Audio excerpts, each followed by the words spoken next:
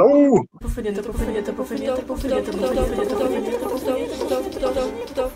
Alô?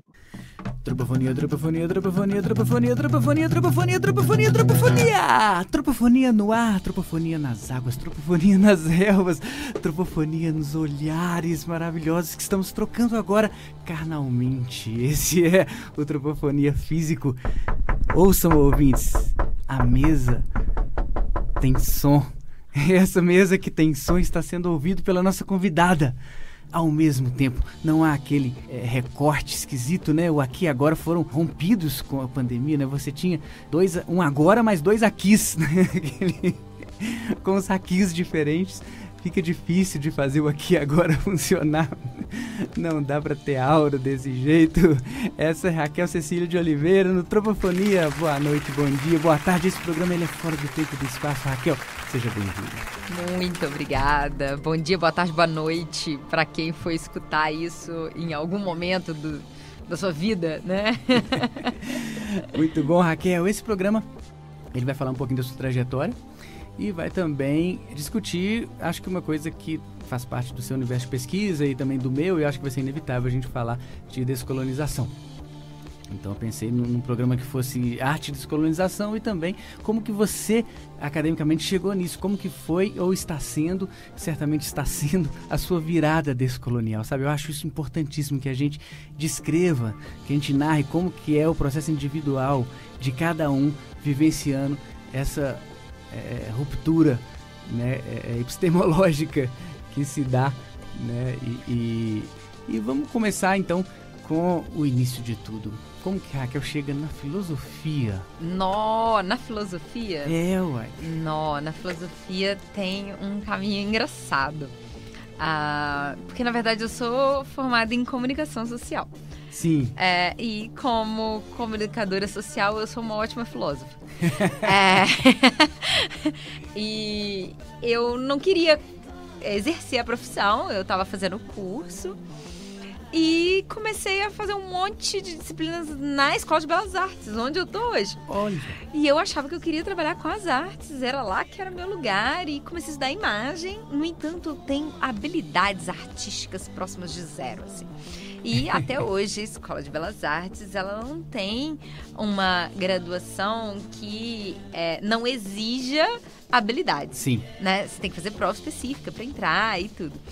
E aí eu ficava fazendo as disciplinas teóricas, assim, pegando uma coisa aqui, outra ali. Trabalhava como produtora de cinema e tudo. Mas tentando pensar assim, eu vou fazer mestrado e doutorado aqui, né? Porque eu não vou ficar lá na comunicação. E aí eu comecei a namorar meu marido, que é filósofo. Sim. E meu marido entrou no mestrado e a gente numa mesa de bar um dia comemorando a passagem do mestrado dele com os amigos dele que também tinham passado. E eles me perguntaram o que eu pesquisava. E eu falei que eu estava pesquisando imagem, né? E aí um deles, o Lincoln, virou para mim e falou assim, você já leu Flusser? Aí eu falei, não. Eu falei assim, eu acho que você vai gostar de ler Wilhelm Flusser. Olha. E aí eu fui para casa com aquela informação. Entrei na biblioteca, peguei o Filosofia da Caixa Preta, fui pra casa e voltei filósofa. Que ótimo! Mas o Flusser realmente, ele é de uma liberdade, né? E brasileiro. Pois é.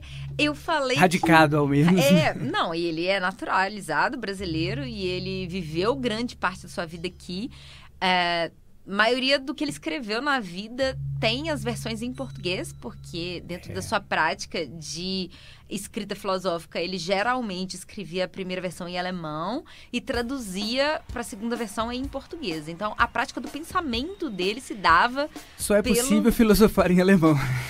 Cara, o Flusser diz o contrário, porque como ele faz a segunda versão em português, ele tá colocando os alemães para aprender português, porque as versões em português são melhor elaboradas do que as versões em alemão. Que ótimo!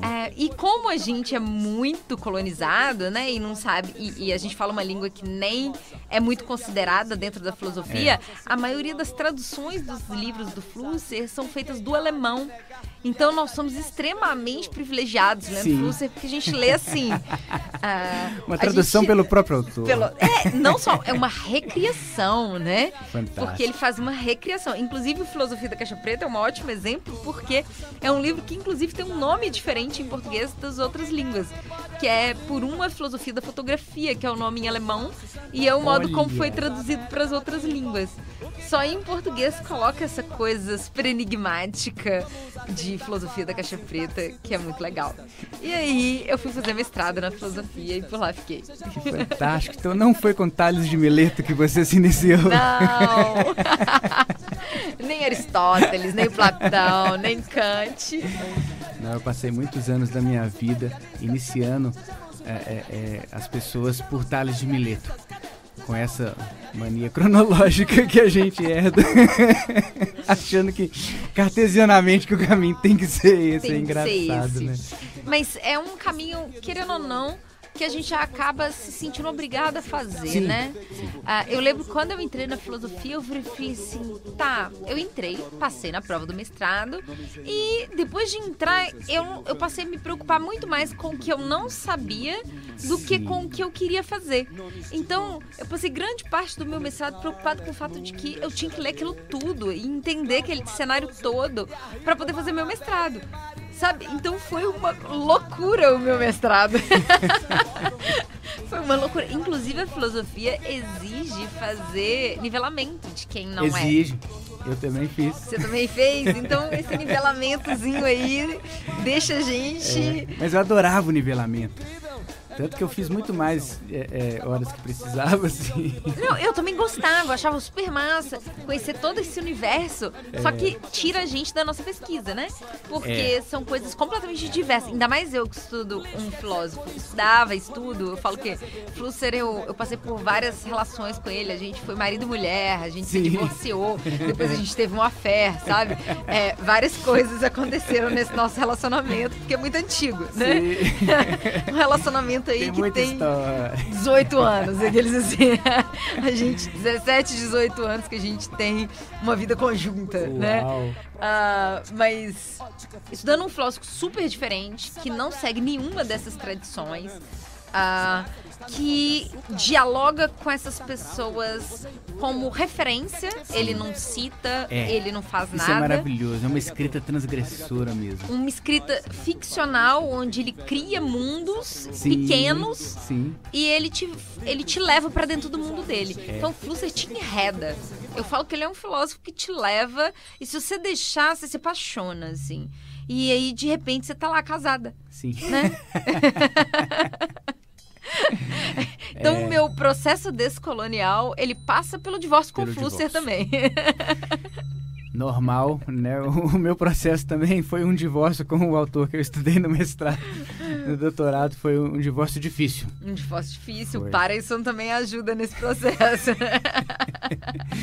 Foi assim, nos momentos finais ali, na revisão da tese, depois da defesa, que o divórcio se deu. Foi impressionante. Foi até o último momento. Aí a Ciara fez a mesma coisa. Muito bom, esse é o Tropofonia. Parabéns. Essa é a Raquel Cecília de Oliveira. Raquel é professora aqui da Escola de Belas Artes. E hoje nós vamos falar sobre descolonização e arte. Mas antes, estamos falando dessa trajetória incrível da professora Raquel, que veio da comunicação, passou pela filosofia e acabou chegando nas artes. Pois é. E aí É de onde você nunca queria ter saído. De onde eu nunca queria ter saído. Na verdade, de onde eu queria ter entrado, né? Se fosse um curso teórico, provavelmente era onde eu teria entrado. Sim. Mas eu falo que eu nasci com 2 pés esquerdos e 2 mãos esquerdas, né? Então...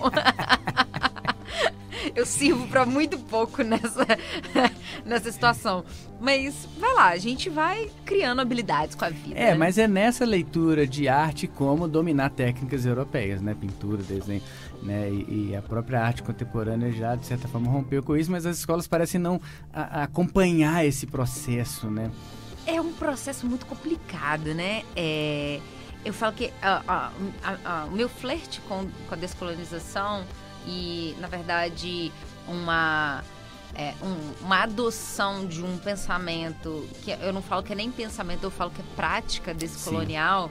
Eu não acho que é pensamento, porque pensamento significa que tem alguém que falou e que você vai lá e lê, né? E a descolonização é um processo de prática cotidiana, de como é que a gente lida com o mundo, a partir de qual lugar a gente olha para a teoria, a partir de qual lugar a gente olha para aquilo que a gente cria, para aquilo que a gente faz. Sim. Então, eu entendo descolonização como prática. Existem teóricos da descolonização muito importantes, mas eles são muito mais pessoas que estão ali para te acordar.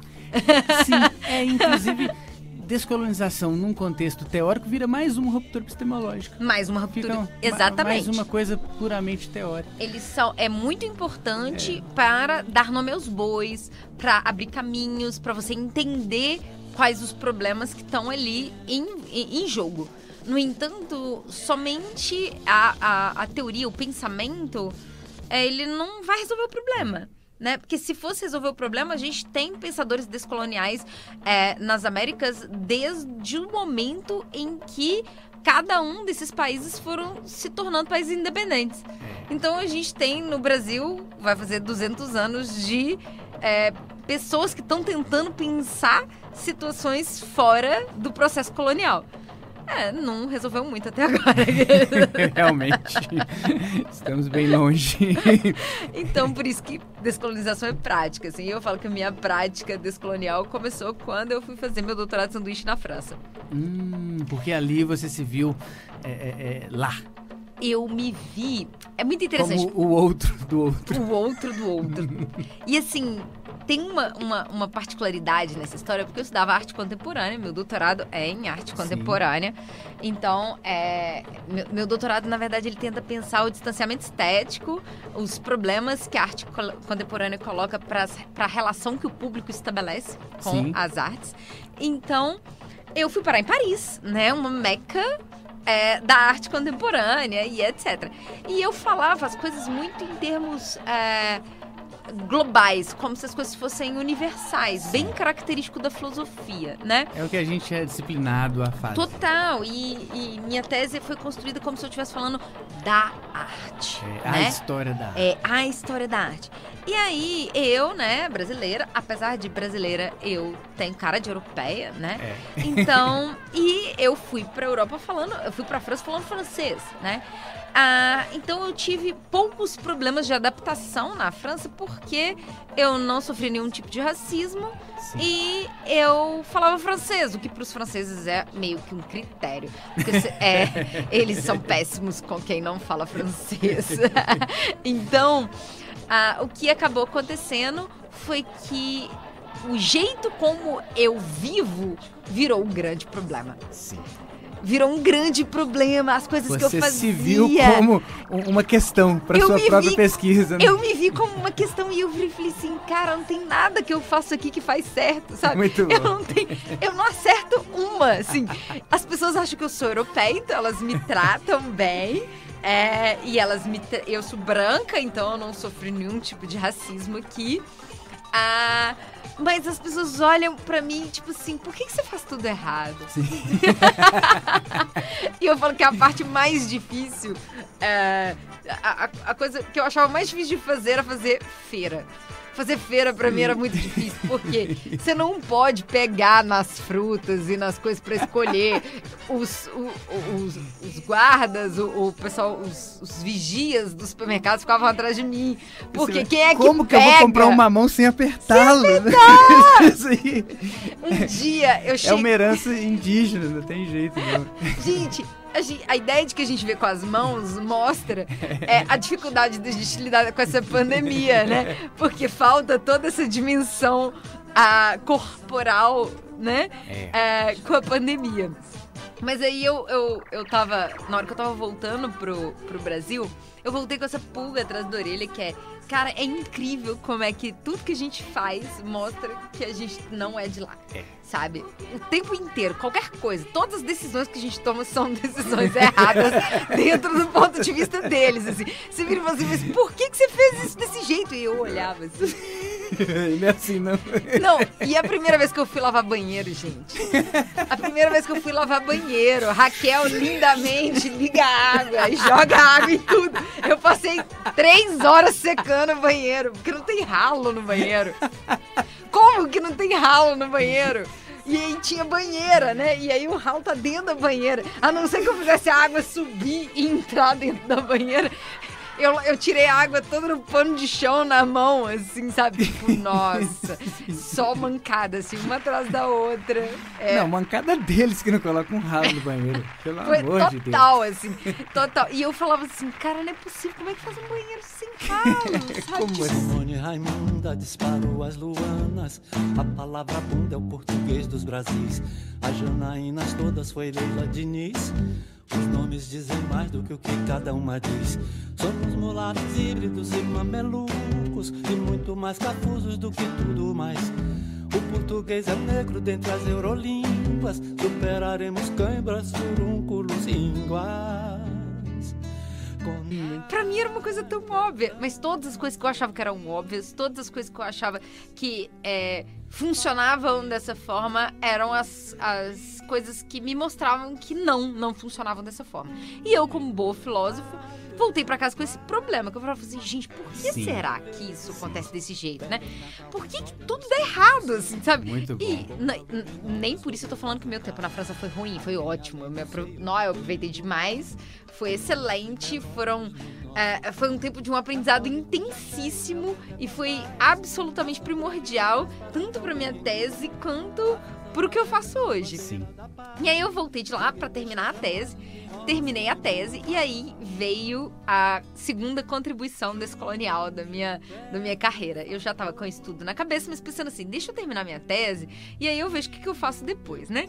E aí terminei a tese, na minha banca tinha uma professora que já faleceu.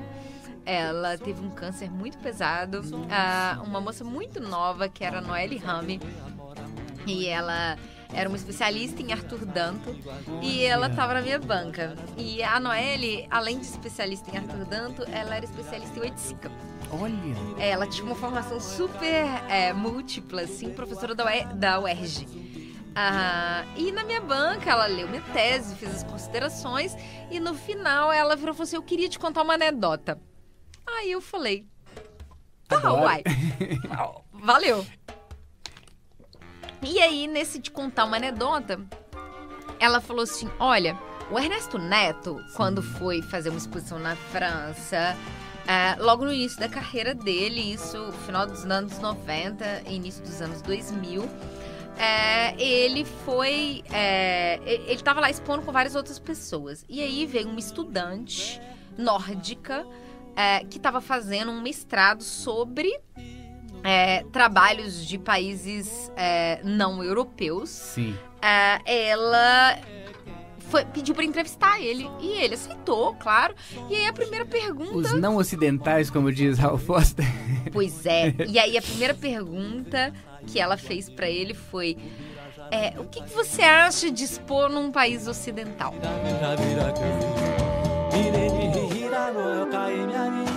O que você acha de expor num país ocidental? Aí fazer esse aí fininho, tese, acabou se tornando, né, um O que você acha maravilhoso. de expor num país ocidental? Sabe aquela coisa do... Né? Francesco, isso aqui não é um programa, isso aqui é um happening. O que você acha de expor num país ocidental? Olha. Foi a primeira pergunta que ela fez pra ele. E aí, ela... ele falou que ele respondeu do jeito que ele imaginou que ela quisesse que ele respondesse aquela questão. E aí, ele voltou pra casa e foi ligar pra todo mundo que ele conhecia pra saber se o Brasil era parte do Ocidente ou não. E aí, ele chegou a conclusão unânime de que ninguém achava que o Brasil era parte do Ocidente. E ele começou a se colocar essa questão, que cara, olha que doido, a gente não questiona isso. mas pra eles isso é um dado. Não é nenhuma coisa pra se questionar. E pra gente é um dado que a gente é parte do Ocidente. E aí ele voltou com isso pra casa. E aí... Bacurau total. Total. Noelle contou essa história pra mim e virou e falou assim, olha, eu tô te contando essa história porque você fala muito de arte ocidental, a arte. Várias vezes isso aparece na sua tese. Talvez isso te sirva pra pensar nesse assunto. E aí eu saí da minha defesa com isso, claro, somada à minha inadequação constante a todas as situações que aconteciam na França, como um grande caldeirão de possibilidades. E eu hospedei um mês depois um estadunidense que fazia mestrado em arquitetura sobre a cidade de Belo Horizonte. Mestrado não, doutorado em arquitetura sobre a cidade de Belo Horizonte. Ele veio passar um mês lá em casa para fazer uma pesquisa no arquivo público. Que legal. E aí eu tô conversando com o Clark, aí eu virei e falei assim, Clark, e aí? Você acha que o Brasil é parte do Ocidente ou não? Ele, não. Claro que não. E os Estados Unidos? Aí ele falou assim, mas se serve de consolo, eu acho que nós também não fazemos. Sim. Aí foi a resposta que ele deu, assim. Legal. E aí isso acabou me direcionando para um questionamento constante de que lugar é esse que a gente ocupa, como que eu construo um olhar a partir desse lugar que eu ocupo, principalmente pensando que a gente costuma construir um olhar a partir do lugar do outro. E essa construção do olhar a partir do lugar do outro faz zero sentido. Porque faz zero sentido pra eles e zero sentido pra gente. É verdade. Essa é Raquel Cecília de Oliveira, esse é o Tropofonia. Vamos ouvir agora Tesoura do Desejo. Com o seu Valença? E Elba Ramalho. Maravilhoso. Porque a versão do Grande Encontro é mais bonita.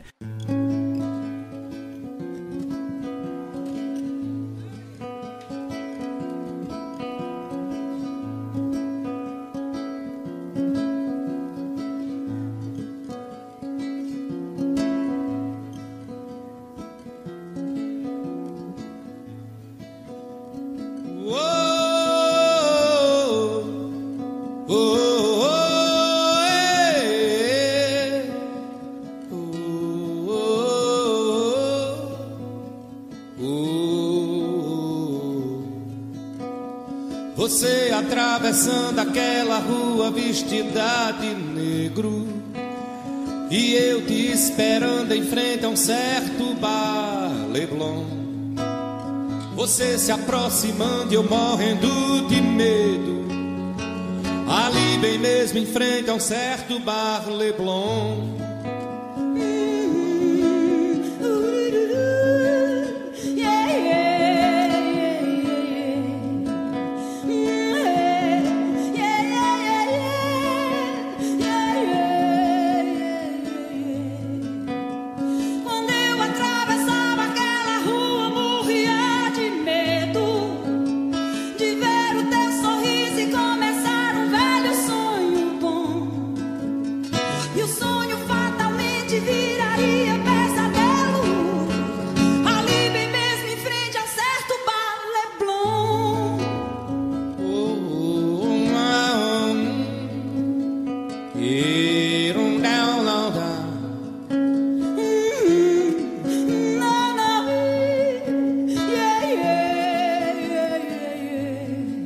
Vamos entrar. Não tenho tempo. O que é que houve? O que é que há? O que é que houve, meu amor? Você cortou os seus cabelos. Foi a tesoura do desejo, desejo mesmo de mudar. Oh, oh, oh, oh, oh, hey, hey. Yeah, yeah, yeah, yeah, yeah, yeah, yeah, yeah.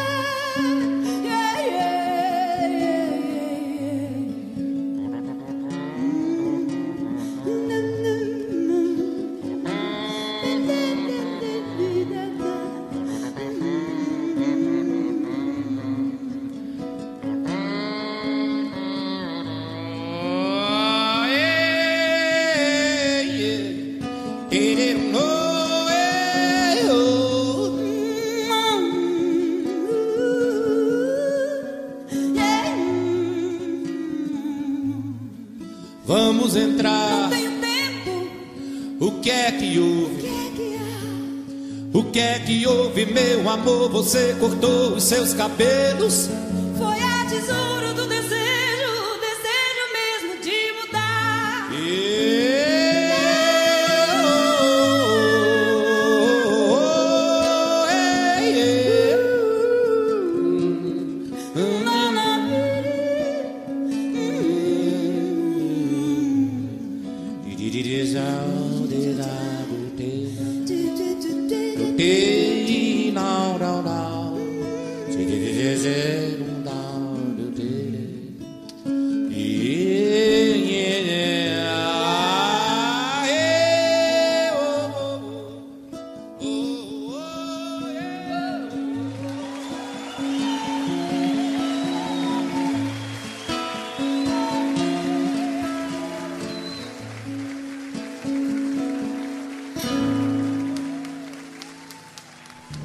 Acabamos de ouvir o grande encontro.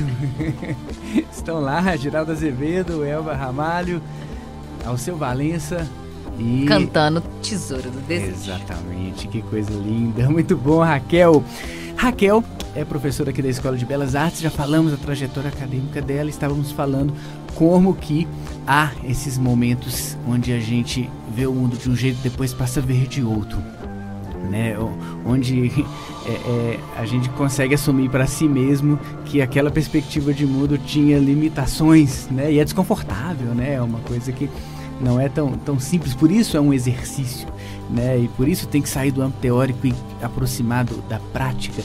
E um lugar, um território que eu venho estudando, que eu tô achando que tem cada vez mais a ver com essa coisa de prática descolonial, é a comunicação não violenta. Você já fez essa associação entre comunicação não violenta e descolonização? Já pensei um bocado nisso, porque o processo descolonial ele tem a ver com uma consciência do processo de dominação. Eu gosto de falar de uma perspectiva política a partir da relação entre dominadores e dominados. Porque é uma relação que faz sentido para a gente pensar, inclusive, outros momentos, outros mundos além do nosso atual, assim. E é sempre uma relação de quem está ocupando lugar de poder e quem é subjugado pelo poder. E como mesmo quem é subjugado reproduz essa relação num espectro gigantesco. Exatamente. Como é que o mecanismo de construção da relação de poder, ele é psiquicamente ordenado, né? E aí Fanon é ótimo para falar disso, né? Para quem nunca leu Fanon, Condenados da Terra e Pele Negra, Máscaras Brancas são dois livros excepcionais para essa discussão. Em que a gente vai pensar esse lugar de dominado, de tomar consciência do lugar de dominado. Sim. E ao tomar consciência do lugar de dominado, começar a pensar como não reproduzir o discurso do dominador. E aí, além de colonizada, eu sou mulher, Sim. né? Então, eu acabo assumindo dois lugares aí dentro desse processo de descolonização. Porque a lógica do patriarcado e a estrutura do machismo, do jeito que ele é organizado no nosso mundo, é uma herança europeia. O mundo seria diferente se não fosse a Europa? Certamente seria. Não teria machismo? Não sei. Aqueles assim, essa resposta eu não consigo dar. O que eu consigo falar é que estudos antropológicos mostram que essa lógica do machismo especificamente é uma herança europeia, porque os povos indígenas não se comportavam da mesma forma. Sim. E eles passaram a se comportar dessa forma por causa da influência europeia.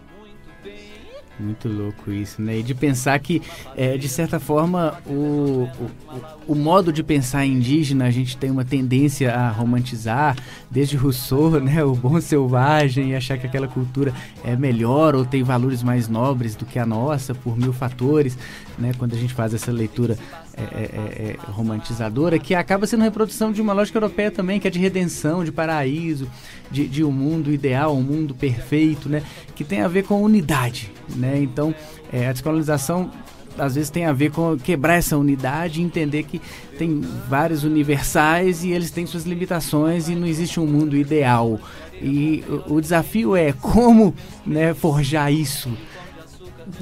Essa sua fala é fantástica, porque tem uns meses que o pessoal da filosofia me chamou para fazer uma fala lá, e eu estava falando justamente da pluralização da universalidade, ou seja, da possibilidade de ter uma universalidade relativa, né? Que vai na contramão do que Aristóteles fala, né? E de quase todos racionalistas. E de toda a lógica da tradição filosófica. Para os filósofos, é basicamente implodir a lógica, né? Porque seria impossível você ter uma universalidade relativa. Mas isso só é impossível da lógica aristotélica para cá. Se você volta nos pré-socráticos, existe a possibilidade de você pensar uma universalidade relativa. Né? Existe a possibilidade de você pensar várias universalidades. É a tese nietzschiana, né? De que depois de Sócrates, o racionalismo... E essa ideia que tá ali na ética kantiana, de que o homem é racional, então ele é ético. Né? É como se a razão fosse esse elemento que faz a pessoa ser homem e ser humano, e o indígena não tem essa mesma racionalidade, ou os outros povos não têm, então eles seriam preteridos. Né? Então a descolonização só existe a partir de Nietzsche. Mas mesmo assim, Nietzsche não consegue pensar muito a pluralidade dos mundos, né? Ele consegue pensar a perspectiva dentro de um mesmo mundo.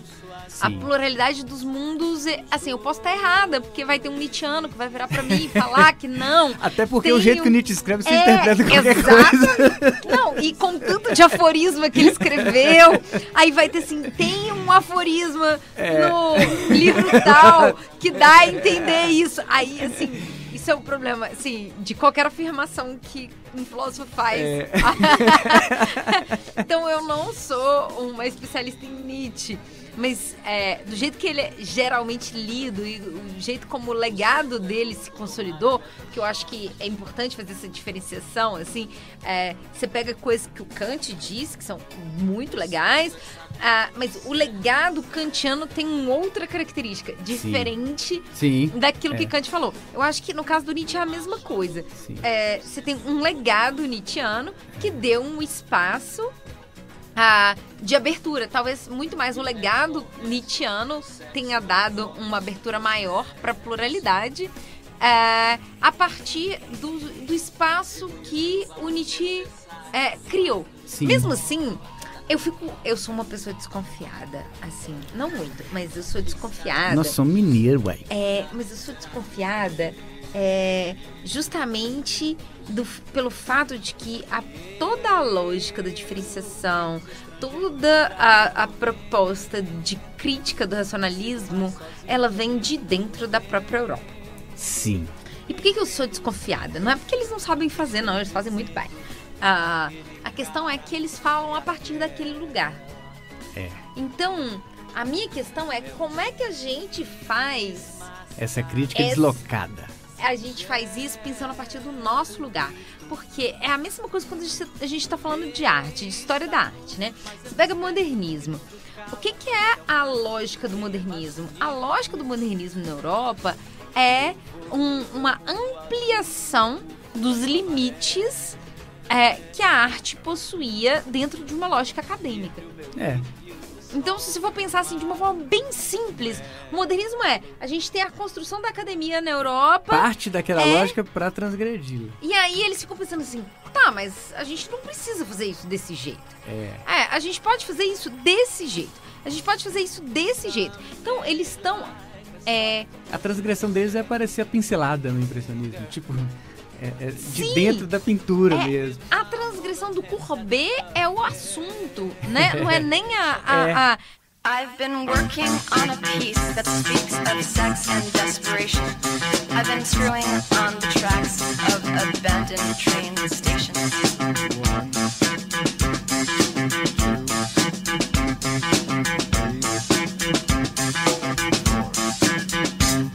Não é nem a forma, então cada um vai tendo transgressões. Tem um historiador francês que eu gosto muito dele, que chama Denis Riou, que ele fala que isso, na verdade, é um processo de destradicionalização.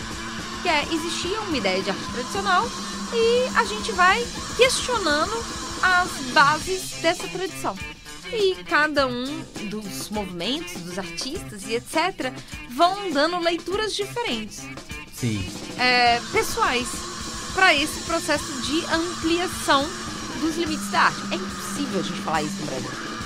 Imagina. A gente não tinha tradição. Não tem tradição. A nossa tradição era a academia europeia transplantada para o Brasil.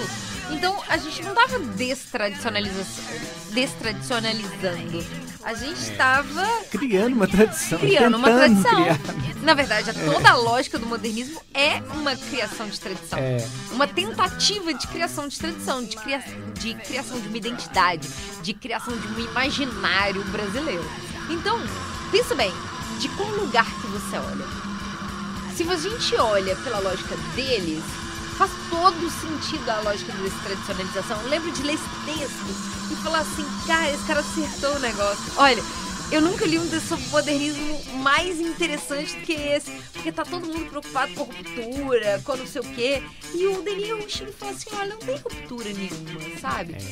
Na verdade, se olhar de fora mesmo. Se você for pegar tudo, não tem ruptura. O que tem a mesma coisa. Que é a visão do senso comum, né? Que olha e fala assim, só doideira.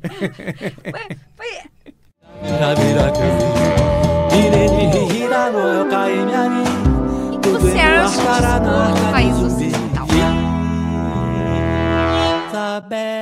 Aí faz esse aí, fininho. Você acha do país ocidental? Sabe aquela coisa do... De volta à Tropofonia na Rádio Francesco, isso aqui não é um programa, isso aqui é um happening. Do conhecimento hoje com Raquel Cecília de Oliveira. E vamos começar esse bloco com constelações. Vamos ler aquela Adélia Prado.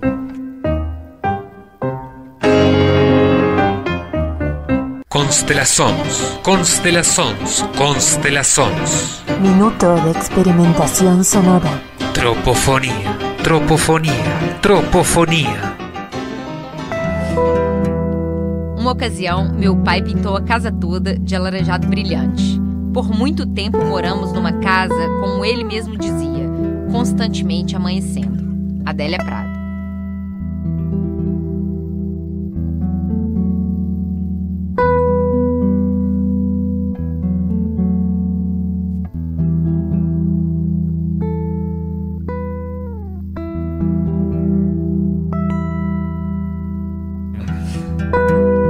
Uma ocasião, meu pai pintou a casa toda de alaranjado brilhante.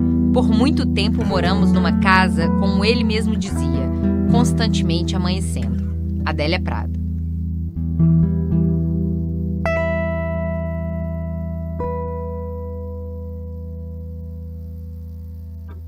Que lindo! Raquel Cecília de Oliveira. Quem que era que tinha tirado essa foto? Nossa. Que não estava aparecendo na foto, mas que estava ali com a gente. Quem que era que tinha tirado essa foto? Nossa, que não estava aparecendo na foto, mas que estava ali com a gente. Aí você olha do nosso ponto de vista, a coisa muda. Então a minha questão para filosofia é como é que a gente olha do nosso lugar a própria ideia da diferença, né?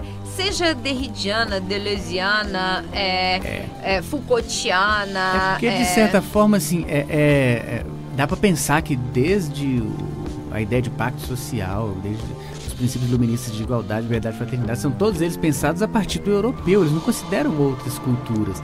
Então, de certa forma, o tempo todo há essa ideia de que há um processo que desemboca no pluralismo, como se o pluralismo fosse consequência daquele processo europeu, como se tudo fosse uma concessão, tipo uma tolerância, vamos tolerar um pouquinho eles. Então, a pluralidade nesse sentido, essa pluralidade tipo Partido Novo, sabe?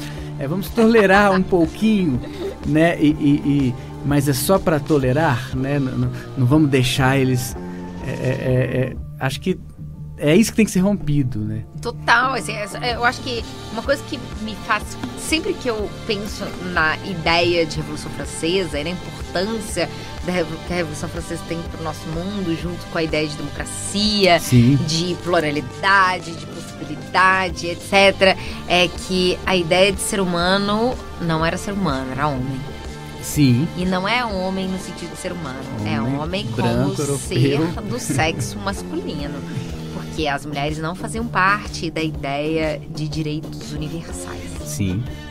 Então, isso só começa a fazer parte mesmo... O belo sexo, como dizia Kant.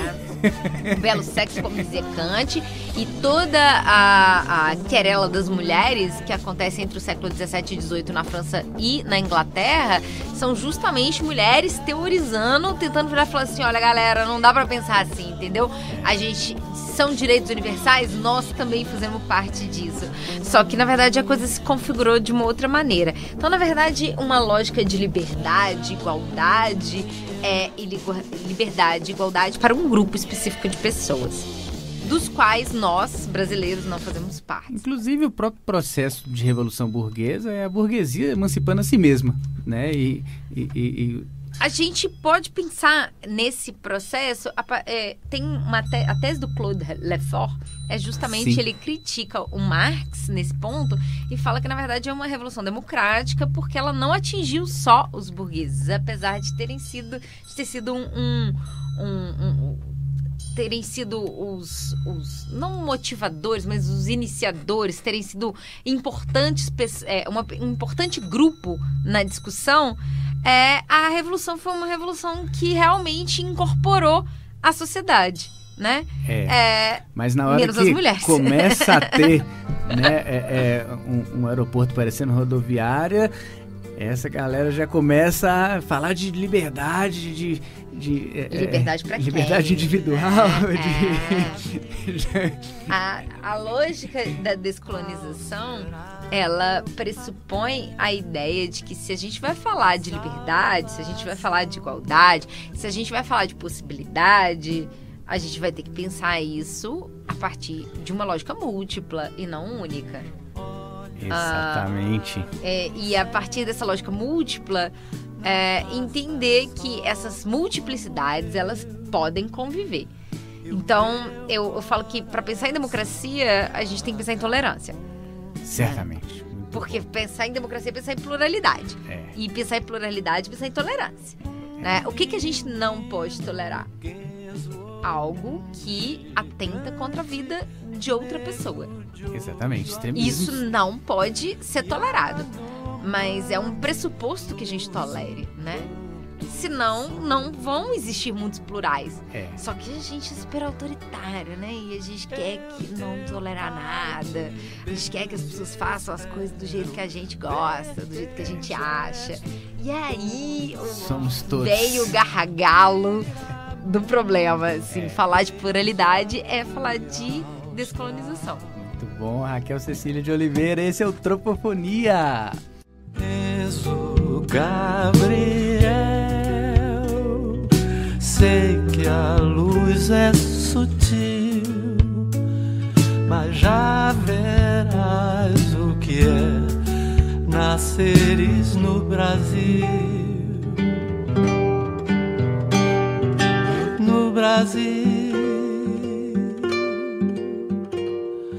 no Brasil, no Brasil, no Brasil. Muito bom, esse é o Tropofonia com Raquel sobre arte, descolonização e vida. Tropofonia é vida.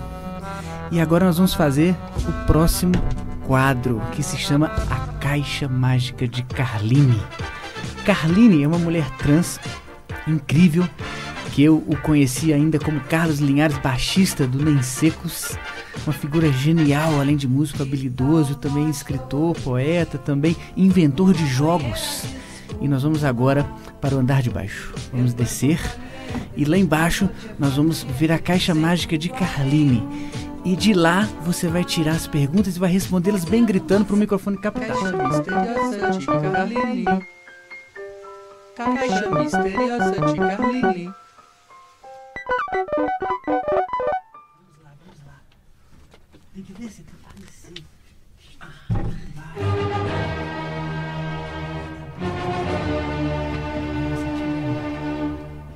Aí pode ler bem gritando para captar lá em cima. Você já desfilou em 7 de setembro? Você já desfilou em 7 de setembro? Já! Uau, que incrível! Sério, você já desfilou em 7 de setembro? Eu fui escoteira! Ah, que ótimo! Tire outro, por favor. Você já cuspiu em alguém? Já cuspiu! Acontece. Jean Willis cuspiu em alguém. Você já foi vítima de preconceito? Sou mulher, né? Como não? Muito bom! Oh, a caixa mágica não é incrível? A caixa mágica é incrível! Essa foi a caixa mágica de Carline! Aí, esse quadro dá um pouco de trabalho mesmo, porque a gente tem que descer no andar de baixo. Maravilha! Raquel Cecília de Oliveira, que alegria recebê-la aqui no Tropofonia. Vamos agora para uma pergunta que tem a ver com o modo como a gente pratica esse processo descolonial no dia a dia. Eu mesmo, na minha experiência, iniciei o doutorado com uma perspectiva assim, de mundo, entendendo que no doutorado eu faria aquilo que eu fiz no mestrado. O que eu fiz no mestrado? Peguei uma teoria filosófica e apliquei, eu usava essa palavra aplicabilidade, num contexto artístico, né? E aí eu imaginei que esse seria o movimento, né? E já de cara eu senti um estranhamento assim, da minha orientadora, professora Yaciara, querida, maravilhosa, um anjo na minha vida acadêmica e na minha vida pessoal também. A Yaci, ela ficava incomodada e achava estranho esse negócio de aplicar conceito, saca? Ela lá das artes, a gente não... Como assim, velho? O que você tá falando? Que papo é esse? Pensa em aproximar as coisas, né? De um modo menos pragmático, sei lá. E nesse processo eu comecei a entender que realmente as aproximações elas são muito mais ricas, porque elas permitem, né, que o distanciamento e a aproximação dinamicamente entendam, né? Eu acho que entender a dinâmica, entender o movimento é a grande sacada. Eu vejo alunos me perguntando: nossa, você sempre criticou o cientificismo e agora você virou um negacionista, né? Tipo assim, não, claro que não, né? Criticar o cientificismo não é você negar a ciência. Inclusive o momento agora não é de criticar, né, a ciência, pelo contrário, é de afirmá-la, né? Então, por mais que a gente tenha uma postura que a gente critica o positivismo, a gente não vai agora, né, fazer isso porque está confuso, porque está tenso, porque o espectro político está desequilibrado, a gente está muito à direita de um jeito esquisitíssimo, né? Discursos reacionários, discursos radicais, discursos explicitamente excludentes, né? Na oficialidade, né? E isso é assustador. Né? São discursos, inclusive, que ferem aquela máxima que eu falei anteriormente, da né? Tolerância. Da tolerância. Elas ferem a máxima de que elas atentam contra a existência de outras pessoas. Vivemos esse momento muito, muito desequilibrado, né? Todos nós ficamos irritados com essa ideia de terceira via ser a direita de sempre. Tipo assim, como assim, velho? Tipo, tem a esquerda de sempre, a direita de sempre, tem uma extrema direita esquisitíssima. Aí a terceira via agora é a direita de sempre. Tipo assim, isso não é terceira via, isso é uma via que já estava aí há muito tempo. Né? Uma terceira via seria um descolamento dessa Novidade direita. Zero, né? Assim como a esquerda também tem que se descolar dessa lógica, né? Marxista pura, que já não cabe mais no nosso tempo, né? E entender que esses descolamentos é que vão provocar essa terceira via. E eu acredito que a descolonialidade é o caminho para isso, né? Essa prática, né? de fugir dessa lógica europeia que, de certa forma, tem uma coisa no marxismo que é achar esse mundo pós-histórico que tá lá no Hegel, sabe? Essa coisa absoluta que tá lá no Éden, sabe? Tipo, de certa forma, há uma ideia de redenção, de paraíso, de mundo perfeito que aparece, que é também eurocêntrica, né? Que reproduz também essa lógica, né? Ela está tanto no marxismo quanto no Hitler, né? De certa forma, é esse mundo perfeito que é europeu, e às vezes a gente aqui na América Latina tem tudo para poder fazer uma leitura diferente. E sei lá, pensando nessas coisas, pensando na questão política, pensando a prática vivencial, né? Como que você tá no meio disso tudo? Você tá desesperada, tá tranquila, tá... De mim provocou e eu quero sim a noite toda, sim. Nossa, hoje... Tipo, sabe, a pergunta, eu me enrolei todas as vezes essa pergunta, eu sou um péssimo entrevistador, né? Mas na verdade a pergunta que eu queria fazer é muito mais, tipo assim, como que você tá lidando com o mundo, assim? Hoje é medicada, aqueles assim. Pra dar conta. Não, acho que depois de 1 ano e meio de pandemia, junto com... eu falo que o Brasil não é para principiantes, né? Então, é um processo que não deixa você acalmar, né? E parece que as coisas não tem como piorar mais, só que no dia seguinte tem uma piora maior. E aí você vira e fala assim, mas eu tava preocupada com aquilo e aquilo ficou pequeno hoje, né? E aí amanhã tem outra coisa, e esse tanto de coisa vai deixando a gente tragado por esse universo. Então, eu falo que minha forma de lidar é tentando lidar menos com isso, assim. Sim. Ler menos, saber menos. Então, eu tô gostando bem de ser uma pessoa pouco informada. Sim. Sabe? Uma vez por semana, tá bom. Esses dias eu vi um meme desse jeito.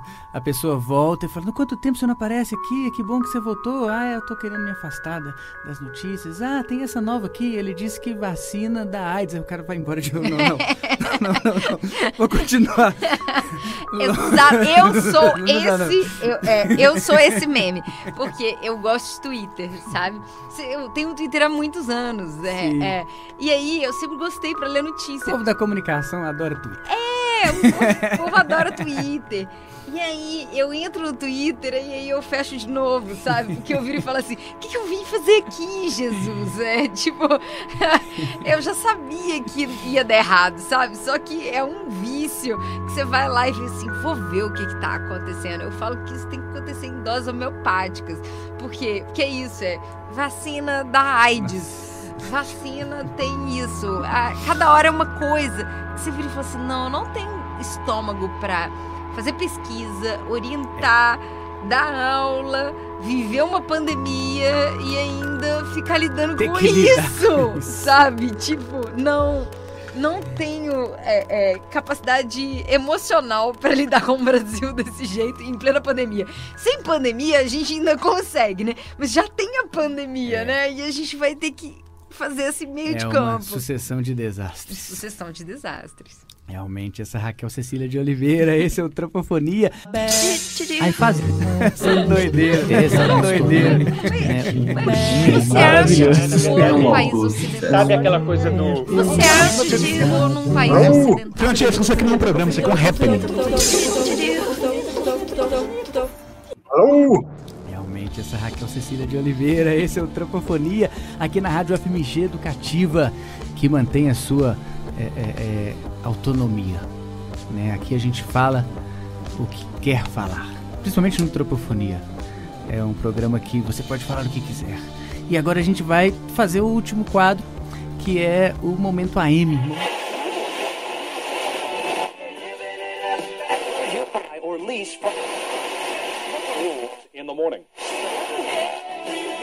Momento AM. Momento AM, Raquel Cecília de Oliveira. Eu quero mandar um beijo pra minha mãe, pra minha irmã e pra minha sobrinha. Fala os nomes. Laís, Thaís e Eva, porque eu tô no show da Xuxa, entendeu? Que eu nunca fui. Exatamente, você traduziu. O Tropofonia quer ser um show da Xuxa dentro da FMG. Quando a Xuxa perguntava, você quer mandar um beijo pra quem? Eu adoro isso. Pro meu pai, pra minha mãe, pra você. Pra você, Edilene. Todos os coleguinhas falaram, pô, ele mandou um beijo pra ela, eu vou ter que mandar. Eu também. Que delícia de programa. E por fim, o Tropofonia é um programa que é uma rebelião radiofônica latino-americana. O Tropofonia começou na Argentina, na cidade de Rosário. Um programa de radioarte muito voltado para o teatro, assim, radionovelas e tal. Há também um polo Tropofonia em Cochabamba, na Bolívia. Há também um polo Tropofonia em La Paloma, no Uruguai. E aqui em Belo Horizonte, na nossa querida rádio FMG. Do polo Belo Horizonte, a gente tem um grande guru aqui, que é o Djamil Cesócio, um poeta que criou um estilo de poesia chamado poesia biosonora, que é meio que a base da nossa estética aqui do programa Tropofonia Belo Horizonte. E um outro guru, um outro influenciador, que é o termo contemporâneo do nosso programa, é Antônio Abujamra, um grande ator, o das provocações, né, o mestre das provocações. E o Abujamra sempre me perguntava de modo enfático assim no final do seu programa, e eu vou reproduzir essa pergunta. Raquel Cecília de Oliveira, o que é a vida? O que é a vida? Putz. Eu acho que eu resumi. Putz, é uma resposta ótima. Mas ele insistia, ele dizia, mas e aí, mas o que é a vida?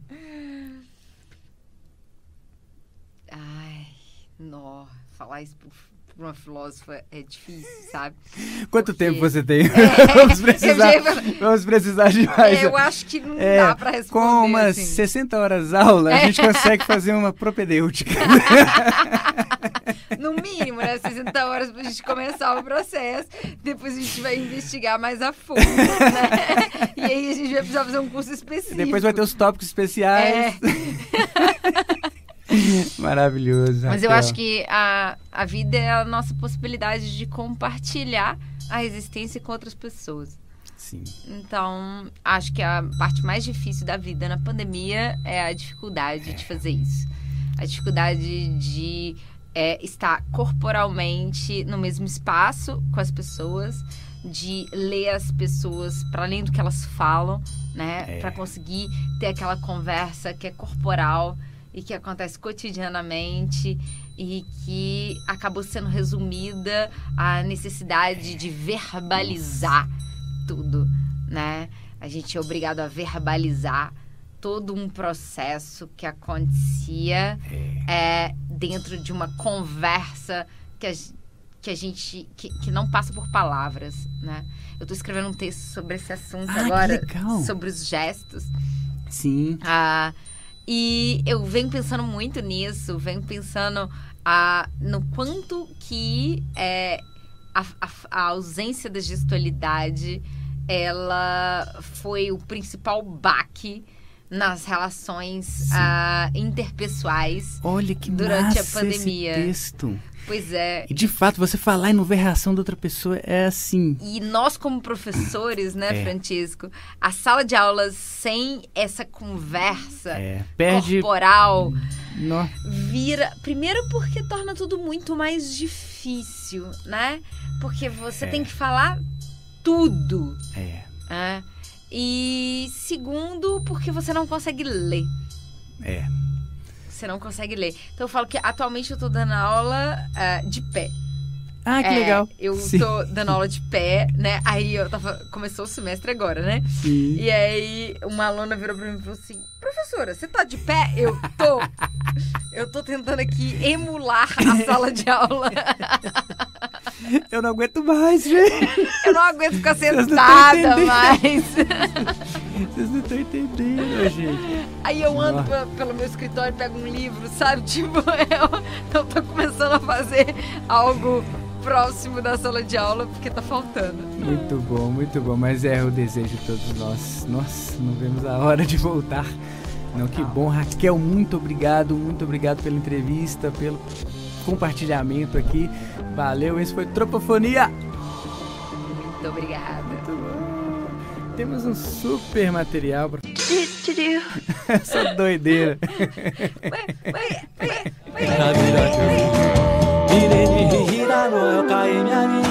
O que você acha de expor no país ocidental? Aí faz. Doideira. O que você acha de expor no país ocidental? Sabe aquela coisa do... Né? Francesco, isso aqui não é um programa, isso aqui é um happening.